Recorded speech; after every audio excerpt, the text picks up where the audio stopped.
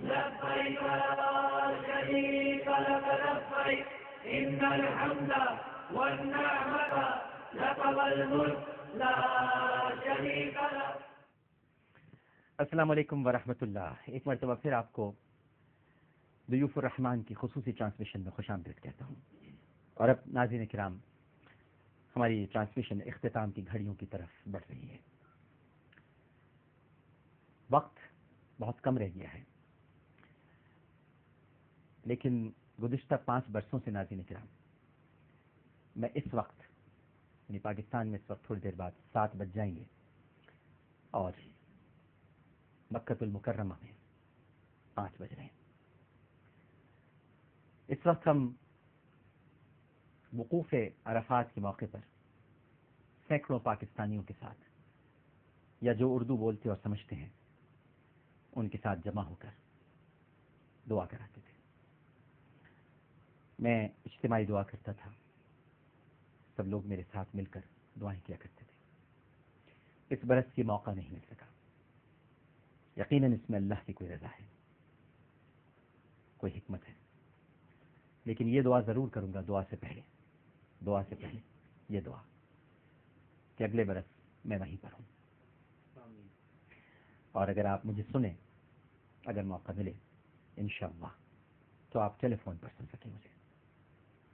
بہت عجیب سا لگ رہا ہے کیونکہ 5 برسوں کے بعد ایسا موقع آیا ہے کہ حج کے موقع پر میں میدان عرفات میں نہیں ہوں. تھوڑی دیر بعد ہم سب دعا کریں گے. اور ناظرین کرام، یہ بہت اہم موقع ہے. آج یوم عرفہ ہے. آج جو روزے دار ہیں ابھی جنہوں نے روزہ افطار کیا ہے ان سے بھی گزارش کروں گا، جنہوں نے روزہ نہیں رکھا ان سے بھی گزارش کروں گا، جو عام ناظرین ہیں ان سے بھی گزارش کروں گا، درخواست کروں گا.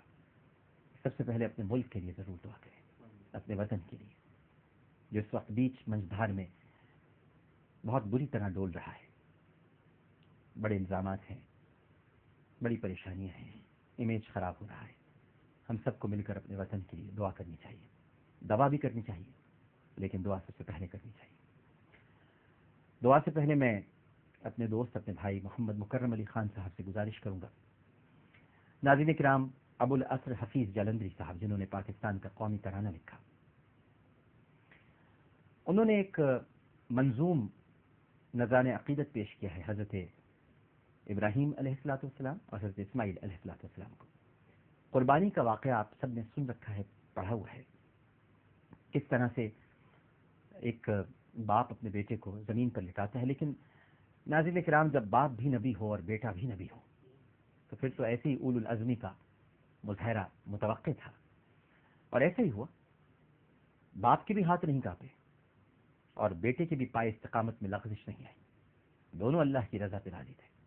اور اس منظر کو بہت خوبصورتی کے ساتھ شاہنامہ اسلام میں ابو الاسر حفیظ جالندری صاحب نے کھینچا ہے. محمد مکرم علی خان صاحب پہلے اس کے چند اشعار پڑھ کر سنائیں گے اور پھر اس کے بعد ہم سب مل کر دعا کریں گے اللہ سبحانہ و تعالیٰ کی بارگاہ میں تضرع کے ساتھ، الہ گزاری کے ساتھ.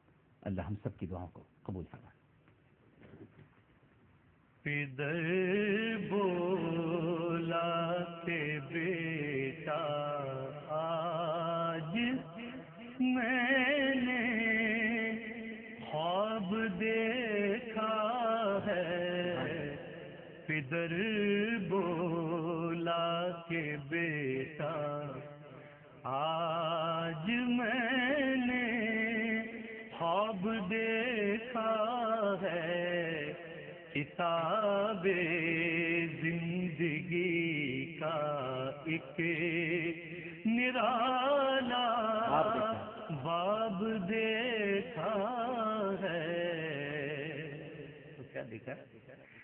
یہ دیکھا ہے کہ میں خود آپ تجھ کو ذبح کرتا ہوں.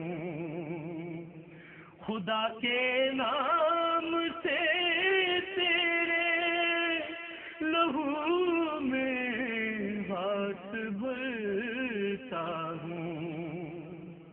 سعادت مند بیٹا جھک گیا فرمان باری پر، زمین و آسمان حیران تھے اس طاعت گزاری پر، کیونکہ رضا جوئی کی یہ صورت نظر آئی نہ تھی اب تک، یہ جرت پیش تر انسان دکھلائی نہ تھی اب تک، عجب بشاش تھے دونوں، رضائے رب عزت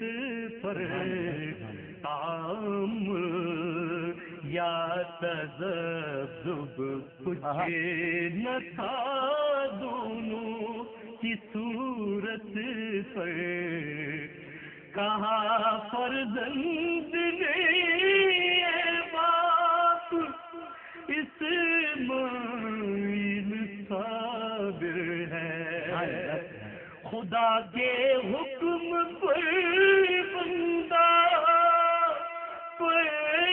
تعمیل حاضر ہے، مگر آنکھوں پر اپنی آپ پٹی باندھ لیجیے گا، میرے ہاتھوں میں اور پیروں میں رسی باندھ دیجیے گا، کیونکہ مبادا آپ کو صورت پہ میری رحم آ جائے، مبادا میں تڑپ کر چھوٹ جاؤں ہاتھ تھرائے، پسر کی بات سن کر باپ نے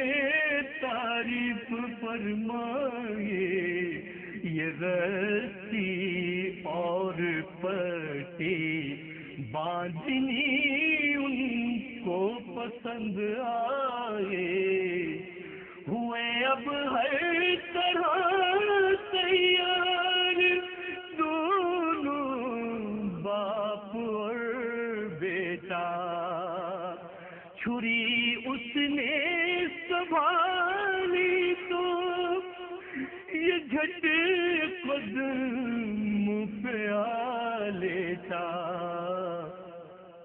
پچھاڑا اور گھٹنا سینے معصوم پر رکھا، چھری پتھر پہ رگڑی ہاتھ کو حلقوم پر رکھا، زمین سہمی پڑی تھی آسمان ساکن کا بیچارہ، نہ اس سے پیش دیکھا تھا یہ حیرت کا نظارہ، پدر تھا مطمئن بیٹے کے چہرے پر بحالی کی، چھری حلقوں میں اسماعیل پر چلنے ہی والی تھی، مشیت کا مگر دریائے رحمت جوش میں آیا، کہ اسماعیل کا ایک رونگٹا کٹنے نہیں پایا، ہوئے جبریل نازل اور تھاما ہاتھ حضرت کا، کہا بس امتحان مقصود تھا سارو جرت کا خطاب اس دن سے اسماعیل نے پایا ذبیح اللہ،